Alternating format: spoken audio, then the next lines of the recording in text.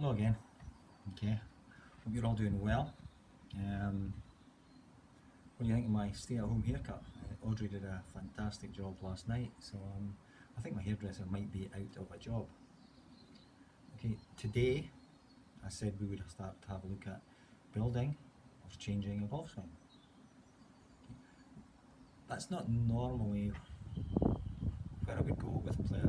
We'd normally have a discussion and establish where the improvement opportunities were, and changing the golf swing is a major one, so that would possibly be one of the later options. We'd explore other things first on improving performance.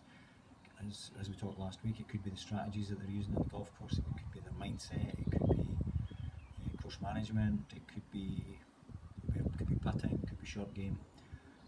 There's a number of areas that we could improve their performance without making swing changes. But if we did decide that the swing change was the place to go, then we'd be more specific. We'd actually identify particular elements of the golf swing where the change would apply, and we'd work on appropriate drills to implement those changes. Today I'm going to introduce a couple of concepts that are really important to the whole swing. Okay, in a good swing, there is the club shaft has a relationship to the ball target line. So if you could imagine that ball target line going off into infinity in both directions, the club shaft will point at that throughout the swing, except when the club shaft is parallel to the ground. Okay. And that would be it transitioning from the club head end of the shaft pointing to the butt end of the shaft pointing. So when it's parallel, it's lost the relationship, but it very quickly re-establishes that.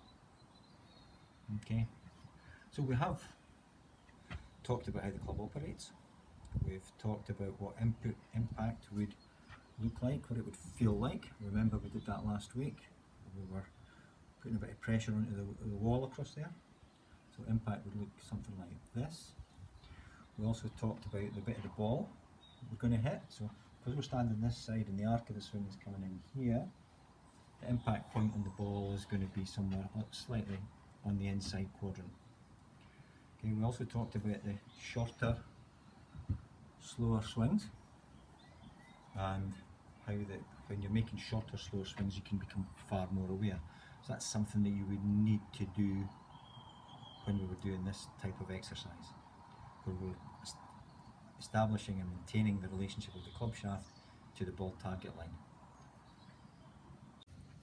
So let's talk about the relationship of the shaft to the ball target line. Okay, that relationship exists in all good swings. Okay, so that the shaft would be put throughout the swing, with the exception of when the club is parallel to the ground.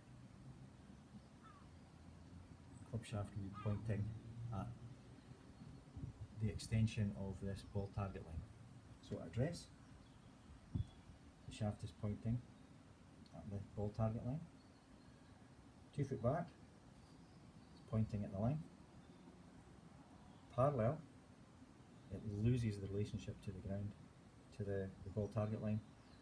And as soon as it goes beyond that, it re-establishes the relationship where this end of the club shaft is pointing at the ball target line. So that is true in all good swings. Okay, so pointing at it, lost the relationship, re-established the relationship as the club hinges on the way back, and that's it, back into the ball target line. Okay, up to the top, on the way down, it's pointing back at the line, it loses the relationship again, and it becomes parallel, and then it's re-established to get back down to impact and beyond. So that relationship is really important. What you may find is if you manipulate the club on the way back away from the ball, you might find that you get very steep and you've lost the relationship. Or what might be more common is you're hands move away from your body and the club whips on behind you, and the relationship is broken. There's no way that the club is pointing. The club shaft is pointing at the ball target line. So that's one for you to check. 2 foot back, into the backswing, see where this relationship is, and work on that. That again might lead to some manipulation to get it back to correct. So I'm going to introduce a couple of drills that will allow you to work on moving your body correctly, and then we'll add the club into the equation on Friday. Okay, so let's have a look at the drills that you could work on. Okay, we've talked about the body being a key factor in the golf swing. So an exercise without a club, without your arms, is literally just go to your address position and turn. Turn your shoulders. You'll notice your hips have turned and your shoulders have turned. And from here, the feeling would be that the right shoulder is going to go down. Okay, let's show that again. So you're turning, right shoulder goes down. The reaction to that is that your hip will go towards the target, and then it's just a case of turning from there. Okay, so let's just work on that. Turn, down, and clear to the target. One or two of you might find that quite challenging, and that's why we want to do it slowly. It might highlight some areas where you've got blockages, where your muscles are tight, etc., which you may not notice when you're swinging at full speed. Okay, another drill we've already introduced, that would be your spearing the fish. Okay, where we're working on the body moving in this manner. And a third drill, which involves a tennis ball, a golf club. Go to your address position,